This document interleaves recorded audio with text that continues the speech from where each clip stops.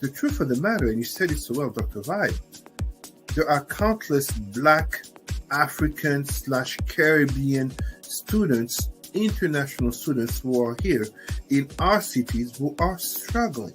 It's hard to know because we don't have like the data to say what is the state of Black health before and after. And that's something that we've been advocating for, right? We need better race-based data that's done in a way that serves us, because race-based data has been collected on different groups in ways that actually cause harm, but we need it to be done with us in a way that serves us. What is up, everybody? It's Dr. Vibe here, host and producer of the award-winning Dr. Vibe Show, the home of Epic Conversations, and I'm the host of Epic Conversations. 2020 Best Podcast News Award winner, 2018 Innovation Award winner given out by the Canadian Ethnic Media Association. I also co-host and co-produce the only online show in the world for dads and fathers that's sponsored by Dove Men Plus Care. And being part of that team since 2020, we've reached out directly and indirectly to over 400,000 dads, fathers, and male caregivers around the world. Please subscribe to the Dr. Vibe Show on YouTube and hit the notification button. We've blown past finally 1,500 subscribers, and we're almost halfway on to 1,600 subscribers. They're like 100. We already got 50 more subscribers. Keep it on. Keep it on. Also, follow Dr. Vibe Show on Facebook, LinkedIn, and Instagram. Also, to advertise your business, product, or service on any of the platforms that I broadcast on, please feel free to email me, dr.vibe at the dr.vibeshow.com. Also, check out Indie Soup Media, an independent content creators platform powered by our friend Dr. Tatch out of Fort Lauderdale, Florida. Has almost 40 content creators, independent content creators on that platform. And within 6 months now have 17,000 YouTube subscribers. And this is one of the content you will see on that platform. And finally, if you want to get in touch with Cesar, there is his email address, president@rootsandculturecanada.com, and Facebook, Cesar Remy Emery. Now, our first conversation topic. We were chatting before we went live, and I was telling Cesar about he said, how are things going? And I said, fine, family's good, etc. But I said, we're getting monsooned on in Toronto. Yesterday, we had about the Toronto airport recorded the heaviest one-day rainfall yesterday. Over 4 inches of rain fell. And it wasn't 4 inches at one time, but it was bursts of rain. We're expecting some more rain this afternoon. So going out of this weekend, Toronto will have received over 4 inches of rain from Friday night. And we're broadcasting this late Sunday afternoon, early Sunday evening, and still more to come. So Cesar said, let's talk about the inequalities of global warming. So Cesar, take it away. First and foremost, last I heard on the news is that no one had died, and let's hope it stays that way for Southern Ontario and the Toronto greater area. But let us remember that every year there is a growing number of climate-related catastrophes. And when you speak about monsoon in Southeast Asia, hundreds of people, if I'm not exaggerating, hundreds of people die every year or nearly every year due to such.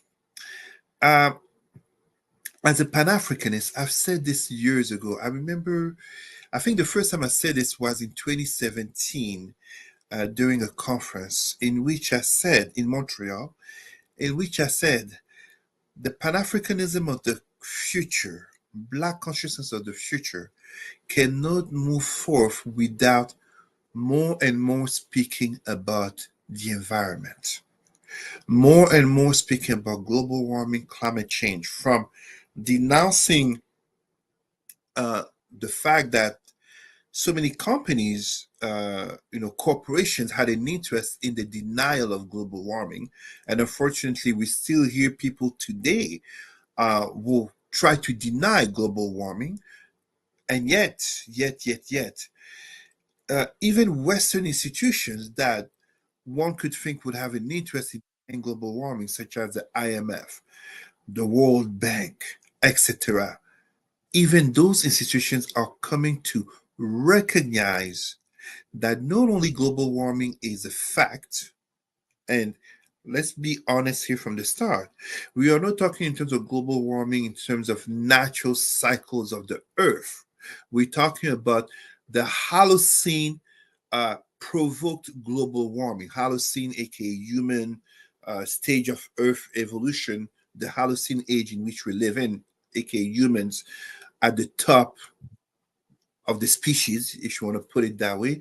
But the fact that humans are very much the ones driving global warming, and this is why we have notably international conferences such as, I believe, this year COP24, which is the global conference on climate change and the environment, to notably address the rise of temperature, whether it be by 0.5 or 1 to 2 degrees.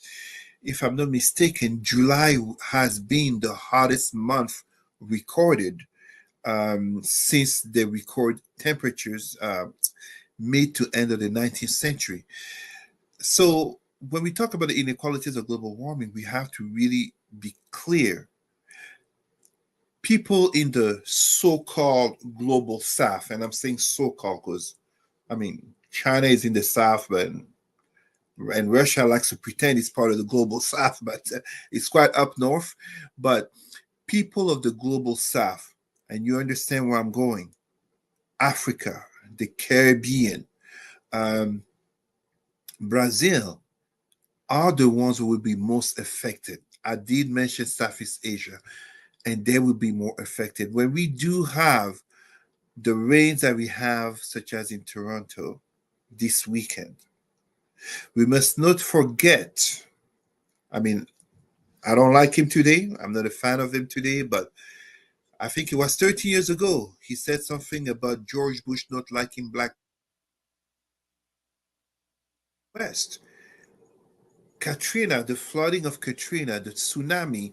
I can't remember if it was a tsunami, but basically, what Katrina really exposed is the further vulnerability of minorities, disenfranchised people, Black people, poor white people, immigrants and minorities. And when we look at the trend of events regarding global warming, the truth of the matter is this: it's not just a matter of catastrophes over there Yeah. and people dying, such as in Eastern Africa when they had, yes, the monsoon, but also we can add such things as earthquakes and stuff like that. Sure. But it's also the driving of immigration, aka climate refugees, and the notion of integration, but even um, the opening of minds. When we hear someone such as, and we're going to talk about him at the end, Yeah. um, 45, aka Trump, his rhetoric on immigrants.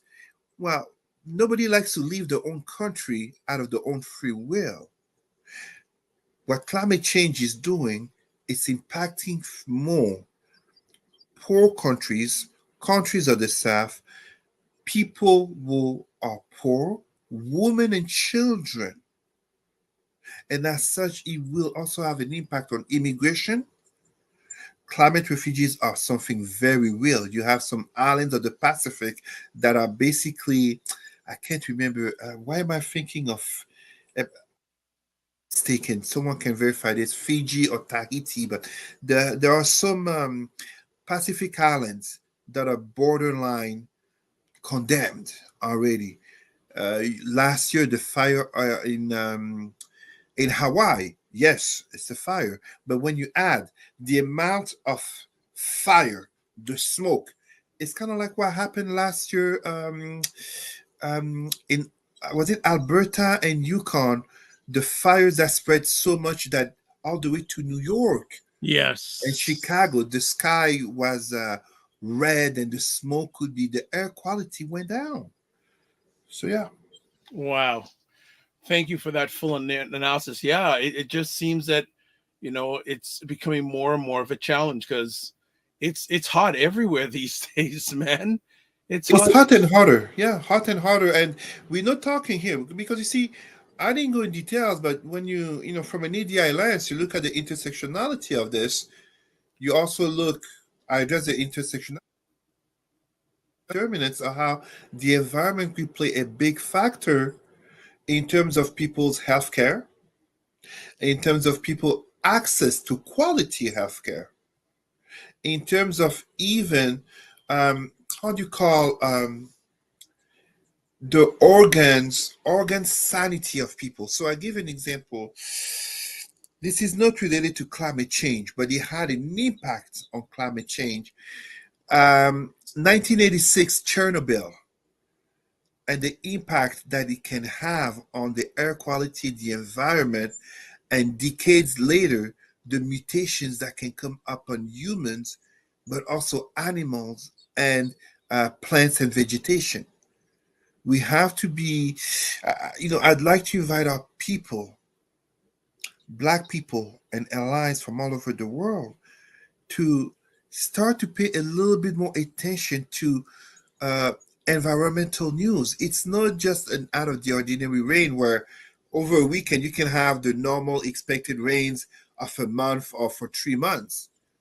It's, as you said, it keeps happening more and more, and it will be happening more and more severely. What are politicians doing?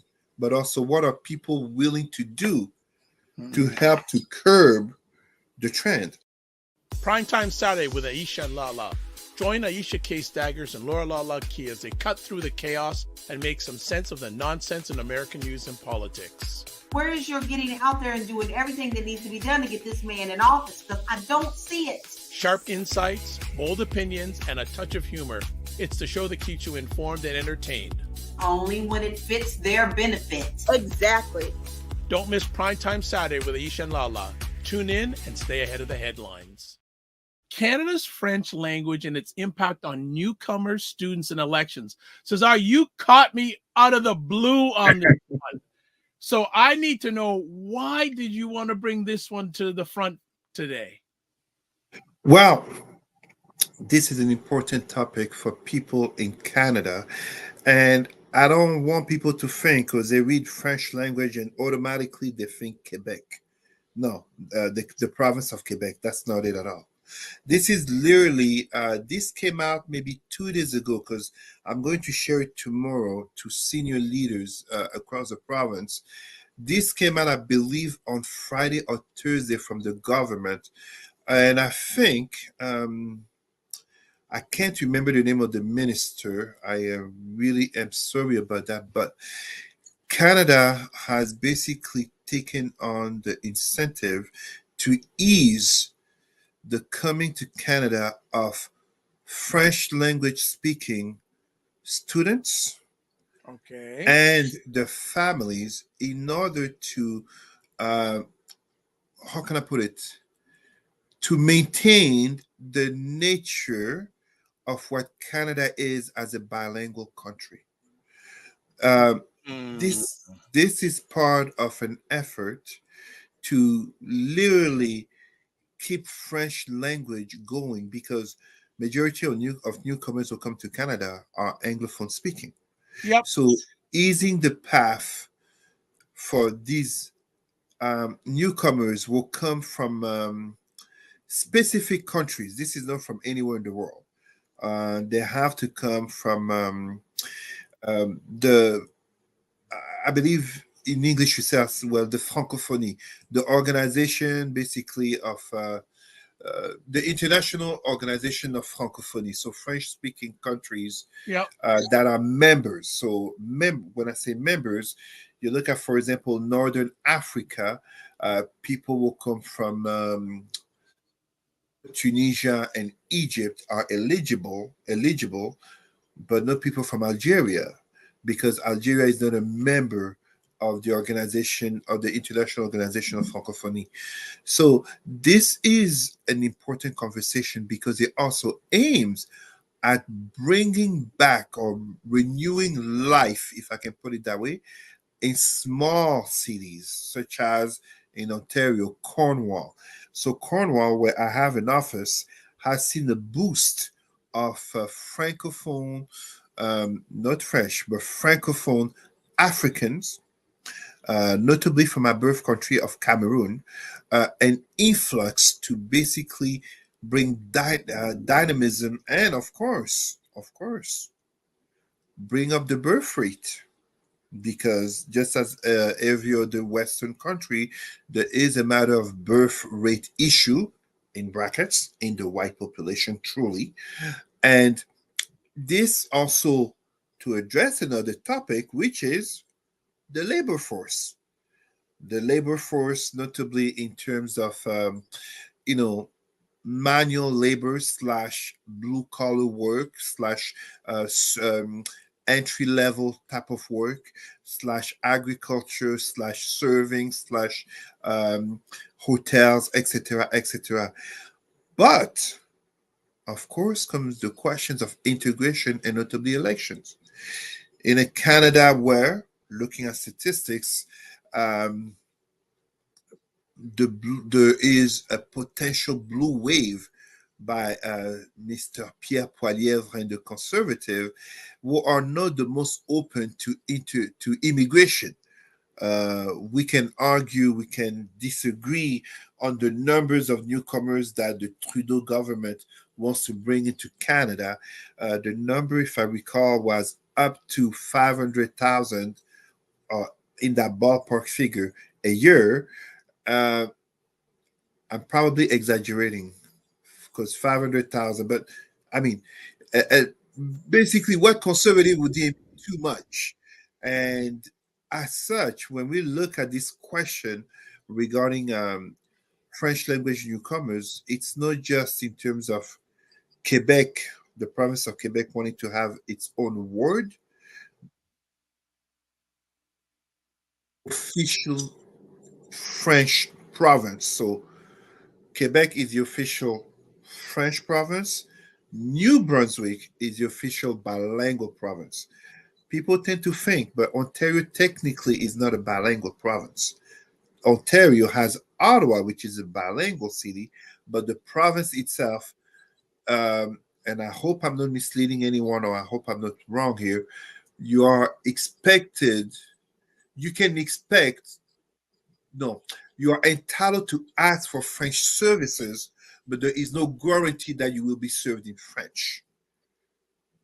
It's French services if available and if possible. And you have basically initiatives like this where um, even even in Nova Scotia boosting French, the French School Council, Alberta, even some part of Alberta, Manitoba making efforts in terms of, you know, being more welcoming to its French population. I did say some parts because Alberta as a whole is not exactly you bilingual seeking province. So yeah, this is it's a bigger conversation than people realize, especially if living in the eastern part of Canada, and it's one that will affect a lot of people. It may seem like just a conversation, but as I gave the example of Cornwall, an influx of hundreds of newcomers can change the landscape of the city, of the community, and we can only imagine that if we don't do uh, a job of education, Mm-hmm. you see, upon the majority white population, but also on other minorities, the integration can fail, and even issues that happen abroad. So one can easily see me talk coming with the issue of notably Israel and Palestine, but even Russia and Ukraine. If we don't do a better job at integrating our newcomers, we can have domestic issues that are actually happening overseas. Another example, I said Israel, Palestine, Russia, Ukraine, but we can even think about what happened in British Columbia when this Sikh SIKH activist for the land of Khalistan, Mr. Nijar, got assassinated. Is said to be representatives of the Indian government. So we need, it's part of a larger conversation regarding integration of newcomers. Yes, here focus on French language, but truly of all newcomers, if We are to have truly a multicultural Canada, but a multicultural Canada that is not only safe, but that allows for people of all backgrounds to thrive and succeed. Excellent. In regards to this subject, why do you feel the government is, and maybe you shared it, but they're raising quotas or where there are numbers of people to come in? And the second part of that question, what majority of them look like us? Well, it's not so much. So it's kind of a double-edged question in terms of it's not so much that majority look like us, but the truth of the matter, and you see this when he talked about when came to welcoming Haitian refugees, Congolese refugees, Ethiopian refugees, Afghan, Syrian, Yemeni refugees, they didn't get the same treatment as when it came to Ukrainian refugees. So there's that part, and the fact that truthfully, uh, the birth rate issue in question mainly plaguing um, Western nations, but also a country such as China. Most of the world is becoming more and more brown to dark. And this really bothers and scares a lot of white supremacists because they have all this apprehension of revenge from history. But the vast majority of people coming to these nations, such as Canada, they're coming to create a better life for themselves and their children. Unlike a country such as France that sees a lot of domestic terrorism from newcomers who are badly integrated, but France does not recognize systemic racism. So right from the start, they're set for failure. If you can't recognize an issue, a problem, you're bound to fail at diagnosing the issues and finding the solutions. In Canada, we do recognize systemic racism, but part of that recognition must allow, I give an example, it's not normal that we can have a newcomer who was a doctor, a physician, or etc. position of education and service coming to Canada to find themselves be a taxi driver or a janitor, and yet we talk about how we are lacking doctors, notably in small towns. We are lacking teachers. They are here. The hypocrisy of the system maintains white supremacy and Mhm. systemic racism Mhm. instead of truly addressing and coping with the realities of the demand, but also the supply of what's coming. It's not normal that you someone like is there a difference in the human physique from one human being on the other side of the world versus this one here that a physician over there for too many, not all, for too many has to become a taxi driver, has to go back to school and pay so much. It is defeating. It is honestly defeating. And there are people, we must not forget this when we talk about immigration, there are people who become dissatisfied with Canada and will end up leaving. Wow. Oh yeah, yeah, yeah. There are people who, Canada is not this postal card that they like to paint. And when I say postal card, immigrants don't come here with knowledge of indigenous realities. So many black people, notably Africans and Caribbeans, come to Canada thinking this is some type of racial paradise, from the images that they see of Canada, and then to realize the brutality of the deception of Canadian racism. I'm saying it this way in terms of course, Canada is not as racist as the USA, is not as racist as France, but Canadian polite racism with a smile is still brutal on far too many people, such as COVID illustrated, such as there are so many reports from police departments regarding the use of force and police brutality, such as statistics speak in all institutions regarding the plight of blacks and indigenous peoples. Mm. Uh, This is so interesting. Do, um, do you think there's still a case for keeping Canada a bilingual country federally? Yes, yes, you really need to, because actually you need to, even more than in 2024, even more than 70 years ago, or 1948 with the United Nations, 1948, 1945 with the United Nations, because the African population boom will see a growth of the number of francophones. And FYI, France is no longer the number one country of French speakers. It is Congo, Congo, former Zaire.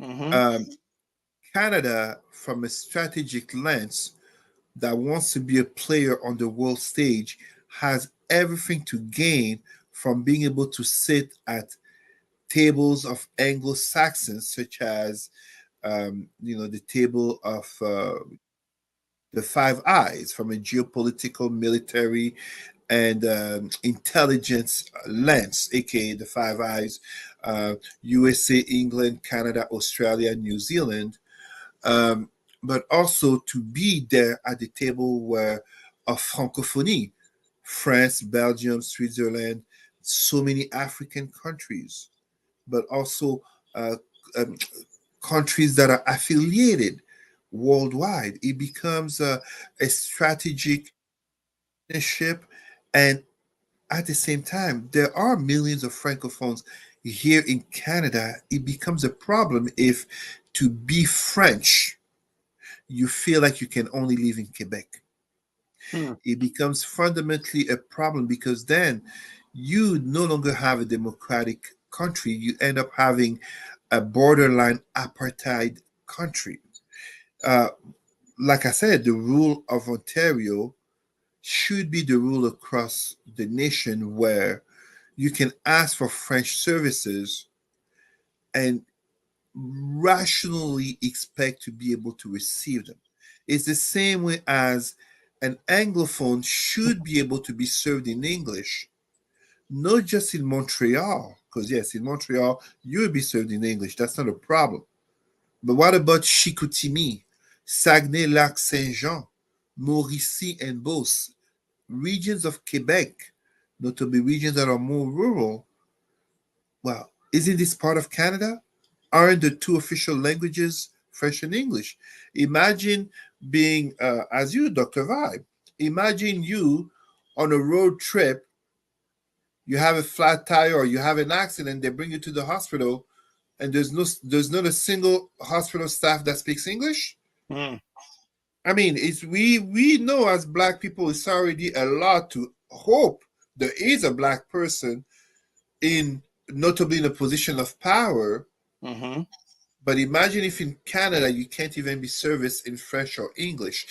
It becomes a problem from east to west and north to south, It becomes a problem.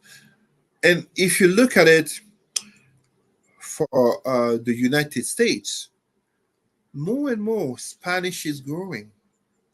More and more Spanish is truly the second language of the United States, and in some parts, it is the number one language. Wow. So this conversation, and I'll give you another point. Most people don't know this. So um, in Europe, with the European Union, there is a program, Erasmus, of student exchange. But part of that program also involves language learning. Right. Now, the United Kingdom has left um, the European Union. Yes. They're still Yes. they're still Yep. part of Europe. This was the Brexit. Correct. They're still part of Europe, the continent, Yep. but they left the political union, aka the EU. Yes. However, look at this interesting thing. Not only is that causing problems within, where there is a strong independence movement for Scotland, because Yes. before the British went to colonize the world, they actually colonized their neighbors on the island. Most people don't know this. So, Scotland, Wales, and Ireland, so people can think about the IRA, the Irish Republican um, Army. Republican Army and Yes, the woke I Catholic. haven't heard that term that organization in a long time. Well, Sinn Féin, Sinn Féin, yes, yes, basically the renewed name, yes. has integrated the government, not necessarily part of the government, but the parliament, I should say, in terms of peaceful, like basically stopping the civil war. But one of the things that happen in Great Britain, most people don't know this, they have conversations going on right now about the importance of still teaching German Mm. in the schools. Do you know why? The number, contrary to opinion, contrary to what most people think, the number one language in Europe is actually German. You're kidding me. Yes, yes. The number one language, well, German is the number one economic power in That's Europe. true. Agreed. Makes sense. Makes sense. And if you look at the map, think about the map. Look at the center of Europe. From once you get past France and Belgium, Mm-hmm. in Switzerland, they speak German. Yep. Austria. Yep. So it's not so much German per se, but Germanic languages. So Germanic languages actually, like those family Dutch, etc. Those family of languages are the number one languages. English is the number one international language in terms of commerce and culture, but the languages that people speak among one another, and then you have French as a language, like national language. English is only spoken in England, in England and Ireland. But truly, even when you look at Great Britain, Wales has their own language. It's Welsh. It's not English. You see, so there is an entire dynamic.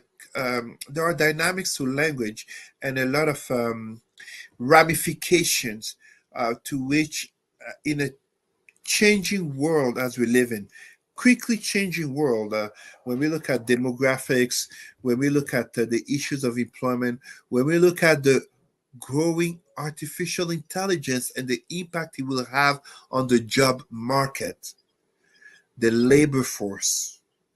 It's not a simple matter of bringing in X amount of people and expect them to work in, let's say, agriculture or the service industry, hospitality industry. It's also a matter of providing services to cater to them, for them to either stay or to come back. Kind of like tourists, Yeah. You can't claim you want tourists, but you won't provide services to cater to them. It won't work.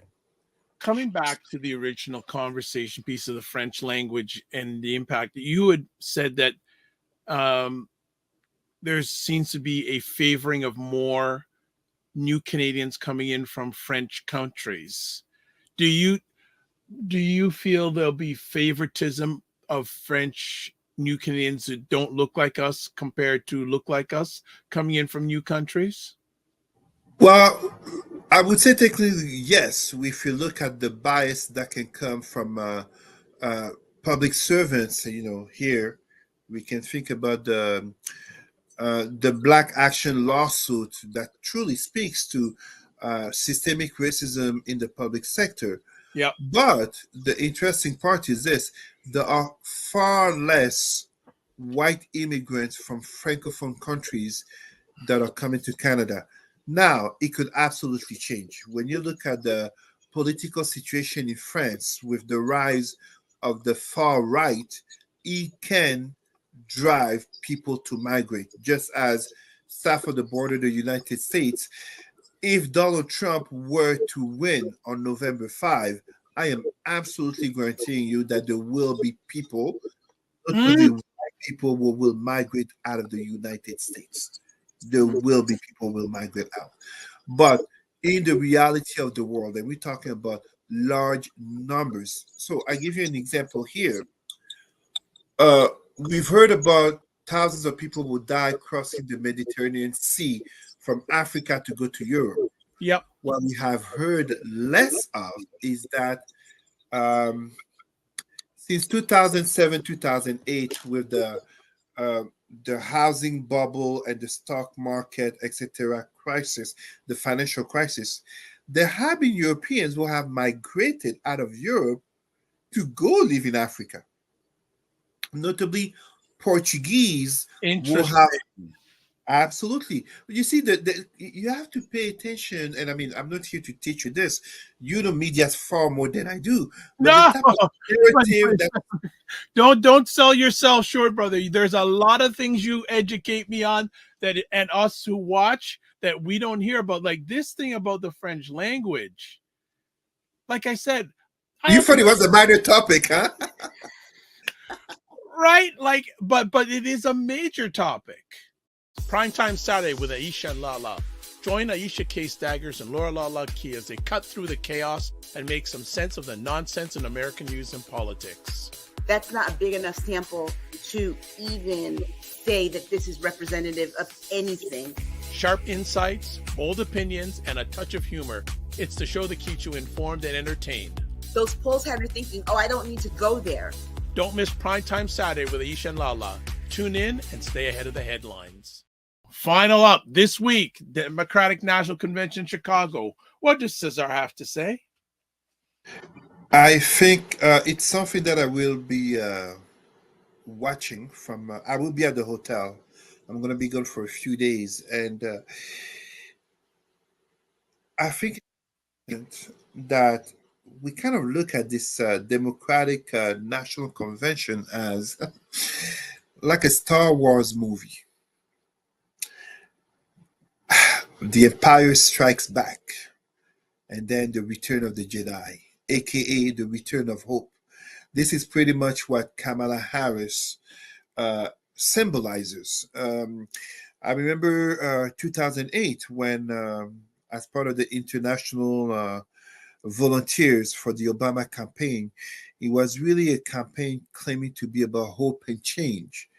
And, you know, the situation has to be really bad for looking at a Black leader to bring in hope, change, and in the case of Kamala Harris, joy. It has really, really turned the whole campaign on its head. And I know we've talked about Donald Trump and the US elections before, but you know, it was just a few weeks ago, people were convinced that Trump is going to win after surviving this assassination attempt.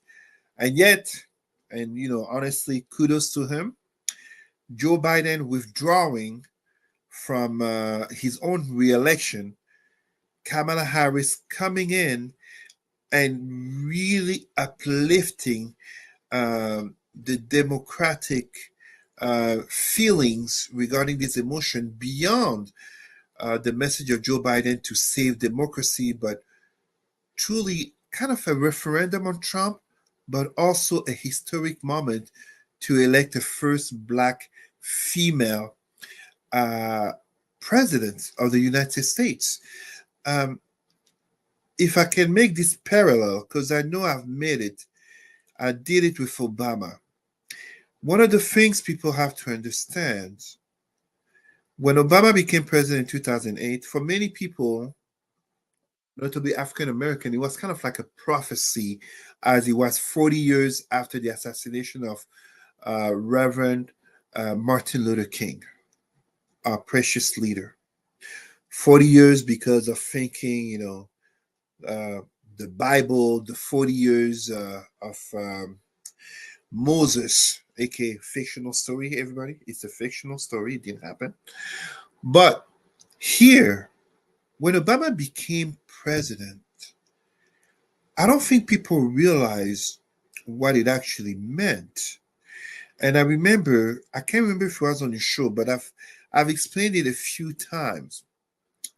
When Obama became president, and respect to the fact that he was president of the United States, he wasn't president of Black people or president of Africa, we know.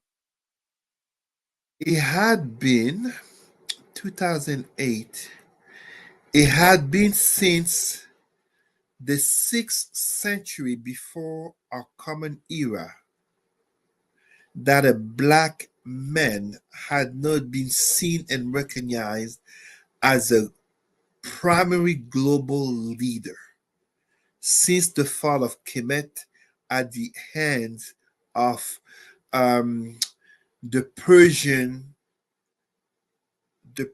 prince Camby's son of Cyrus, who is mentioned in the Bible, aka the liberator of the Jews out of Babylon. I'm not smoking anything, Dr. Vibe. You know me. That's really what it is. It had been 2,600 years, 525 BCE, if I remember the exact year, 525, 2008 to minus 525, basically 26 centuries since a black man had not been seen as a global leader. If Kamala Harris was to become, and she truly can, and this is what scares someone like Trump. It's not, Trump doesn't care about losing the elections. It's not the elections that he cares about. Doesn't care about the fate of America, making America great again. Amazing campaign slogan for which so many are falling for. Trump is caring about his own interests, which strongly involve his own freedom. Because if he doesn't win the elections, those lawsuits, those trials are going to go through, and it's not just him. Many people can go to jail. But if Kamala Harris was to become president, it would be, I know the specific year, it would have been until much further, 900 years before even Obama, the last pharaoh, since the 15th century before our common era. So 35 centuries since a black woman was seen as a global powerful leader. For our black people who love history, for our Pan-Africanists, for our people who have black consciousness true and alive, I am talking about the pharaoh queen named Hatshepsut in the 15th century before our common era. The aunt of El, and this is very important when I talk about black consciousness, the aunt of arguably, I'm trying to put this mildly. So when white people talk about Alexander, Napoleon, and Hitler, the great conquerors, when Asians talk about Genghis Khan, when Arabs talk about Khalid, the army general who conquered so much land for the Rashidun Caliphate Omar, I've seen this far too often in high schools, universities, and professional sectors. Black people don't know what to respond. They don't know the name of the greatest, and I'm not saying this in terms of praising military war and conquest, but inferiority complexes are greatly due to not knowing what to reply when the others are saying the great achievements of the people. Pharaoh Tutmosis III, the Hatshepsut, was the aunt of Pharaoh Tutmosis III, who is the black leader, the pharaoh who conquered the most lands, arguably from Sudan / Ethiopia, Northern Africa, all the way to Iraq for sure. Some say all the way to India. All of that, from Turkey to Iraq, maybe India, Northern Africa, all the way down to Sudan. All of that was under the conquest of a black man. So his aunt, the one who ruled before him, so there's a symbolic aspect to it, and I hope I didn't lose too many people here. There's a symbolic aspect to it, and it's beyond the matter of campaign for joy. It's beyond the campaign for, the soul of democracy. It's very much as in Obama, because people will look at the reflection of 2008 and 2024. Obama, Harris, two biracial mixed people who in this world are seen first and foremost as black on the four corners of the world. I know there are some black people who reject the fact that she's black. I know there are some brothers who strongly reject the notion of supporting her because she's a woman. We have to be honest. But we must recognize the symbolic, historical aspect of it. If she wins, and I think she can win, I think she will win. I mean, she just has to let Trump be Trump. He's doing a pretty. Well, you know, I'm going to throw it in here. Right now, if someone asks me, I think Trump's going to win still. Because America's America. America's America. In 2016, yeah, until the day of the elections, analysts and media were saying Hillary Clinton, obviously Hillary Clinton. Even Trump was surprised that he won. Yeah, right. But I will say a few things. There are going to be two key moments for her. This Thursday night, that speech that she's going to be making. Critical, because she's going to be on the big stage. Yeah. Critical. And the debate September 10th? And the debate, which leads into something I want to ask you. So we are planning, well, we'll talk. So anything else you're expecting out of the convention other than that? If not, we'll just get to our final comments. Anything else you want to say about the convention? I'm very actually interested to see Joe Biden's speeches tomorrow night. It'll be interesting to hear what he has to say. Look, if anyone from the Kamala Harris organization hears this before Wednesday, because there won't be any value if they hear this on Thursday. I am going to come so off from my ordinary talk. Make sure, dear Kamala Harris organization, if you want to win, make sure, as I'm Cesar, and I am assuring you, from 2,000 years ago, the Romans understood the importance of entertainment, bread and games for the masses. If you want to ensure that you win, make sure that you sign a certain lady named Beyonce and another lady by the name of Taylor Swift. Because you're not signing them for them to come sing. Forget this other, and I mean, I know some black women will not like what I'm going to say. Megan Thee Stallion twerking, whatever. No. You have to. No, stop that.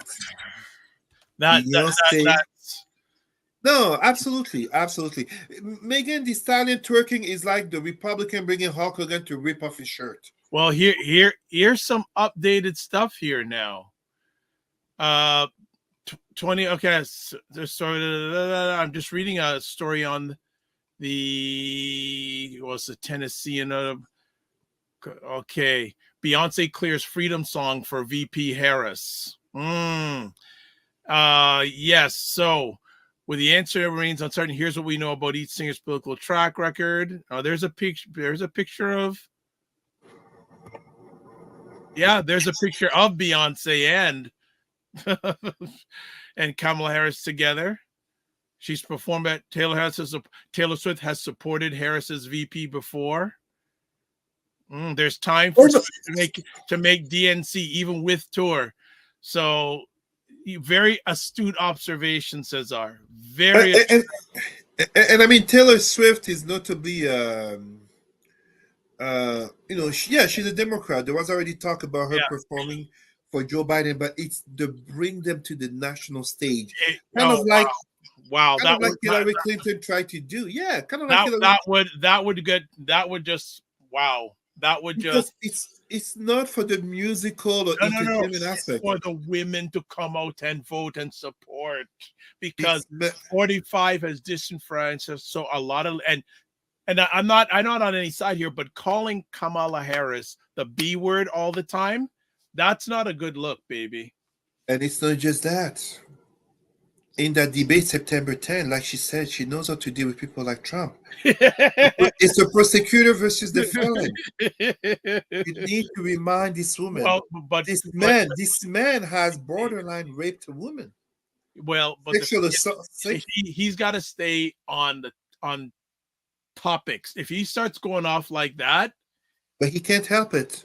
well, I mean, and don't get me wrong. Don't get me wrong. Like, I mean, Donald Trump is older than even my father. he's But the one old of the man now. He's the old man now. 2 months ago, he was the young man. He's the old man now. that I know is that the older you get, the harder it is to change.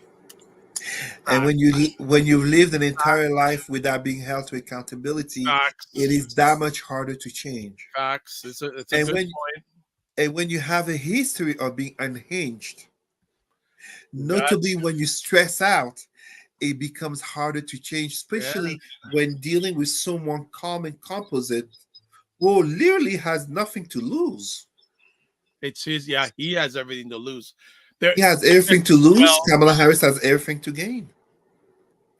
Well, So this is kind of like well, I think she may have something to lose because if trends continue, she's going to be still ahead on a lot of polls going into this. So I think it's been big for both of them, and I think, absolutely.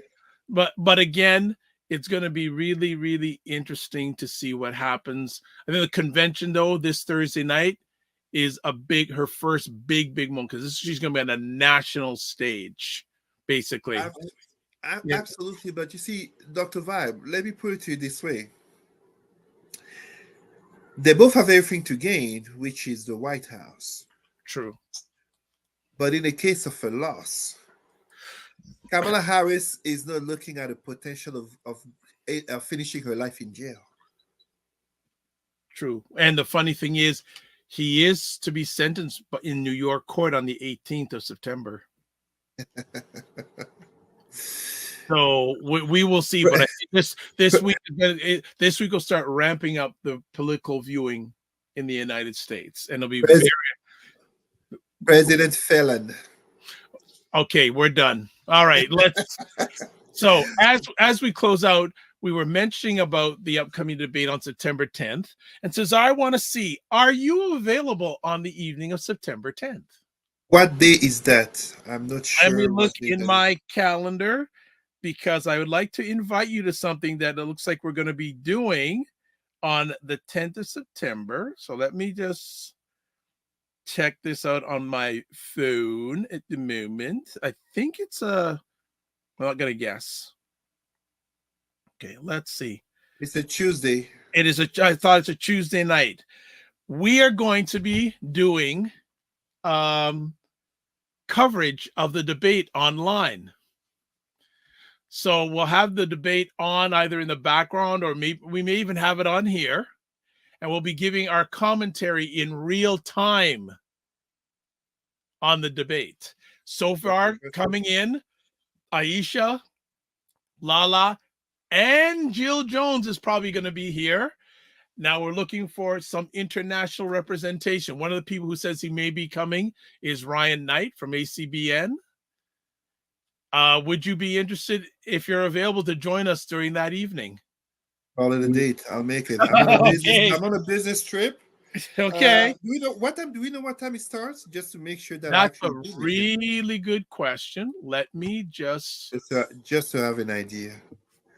Yeah, just a minute. I'm doing this live in real time. I said yes, because Cesar is a very positive, productive. I don't call him busy. He's a very positive, productive man. So I want to make sure. So, because you can be busy and you just go, busy doing what?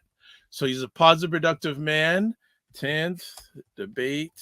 And it's on ABC.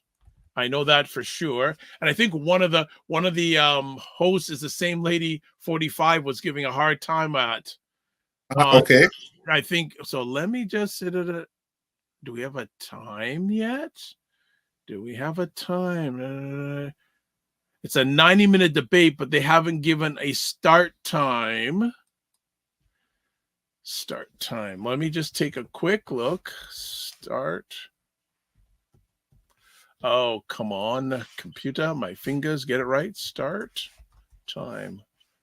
All right, and then we will get out of the conversation today. Okay. 9 p.m. Okay. 9 p.m. Eastern. I'll be home. That works. All right. So you know what? Well, we're gonna start promoting this definitely by the end of the next week at the absolute latest. All right, everybody. Yeah. So we there you go. September 10th. Get ready. Get ready. We're gonna have a North American conversation in real time with the upcoming presidential debate. So as always, please subscribe to the Dr. Vibe Show on YouTube and hit the notification button. Like Dr. Vibe on Facebook, LinkedIn, and Instagram. Again, if you're up to it and you haven't done it yet, please subscribe to the Dr. Vibe Show, especially on YouTube. Want to hit that 1,600 subscriber barrier. Also, to advertise your business, product, or service on any of the platforms I'm on, please feel free to email me, dr.vibe at the drvibeshow.com. You can watch replays of this epic conversation on the Dr. Vibe Show on YouTube, Facebook, and LinkedIn, and on the website, www.thedrvibeshow.com. So this is how we close it out. And do it right here, right now. Live your life as a dream. If you can dream it, you can make it. Sometimes you have to get smaller to get stronger. Block assumptions and aim bigger, aim better, aim higher, aim wider. Love, faith, and respect. And don't just manage your time, manage your energy, and remember to give yourself grace. God bless. Peace to you all. Keep the faith. And I'm looking forward to September 10th. Are you?